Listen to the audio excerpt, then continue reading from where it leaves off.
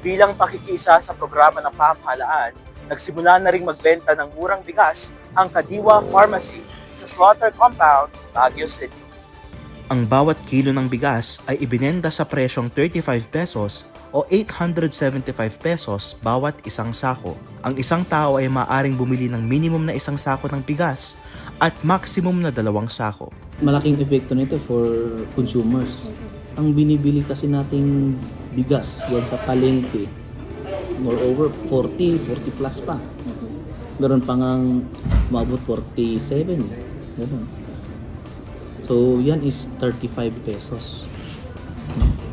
So malaking discount or malaking diferensya dun sa mga nabibili nating rice. No?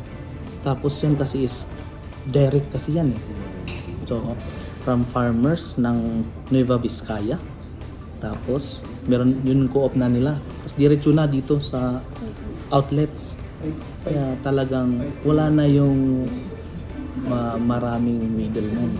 Diretso na. Kaya talagang mura. At sa second day, gusto ko i-emphasize, ang Kadiwa for agricultural products, agri-based products, hindi pwede magbinta ng iba. Kailangan raw, pwede process, basta agri-based products. Pwede process, mga ganun. Ipinaaalala nila na ang bigas dito ay para lamang sa personal at family consumption. Mahigpit na ipinagbabawal ang retailing. Inihayag ng mga mamamayan ang kanilang kasiyahan sa murang presyo ng bigas. Mura. Mura kasi kaya bumili tayo. Kasi sa iba, sa pinukuha ko dyan sa iba, 1-1 kasi isang kaban, ito 8.75. Hindi mas mura.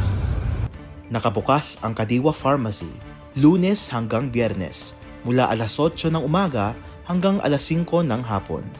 Walang anumang requirement sa pagbili ng bigas dito, dalhin lamang ang pambayad. Katuwang ng City Veterinary and Agriculture Office, ang PhilRice Isabela at St. Vincent Parish Multipurpose Cooperative sa nasabing inisyatibo. Ang proyektong ito ay nakatulong pampinansyal sa mga mamimili at sa pagsiguro ng food security para sa lahat ng Pilipino. PIA SLU intern Wendell Ramos para sa PIA News, Cordillera.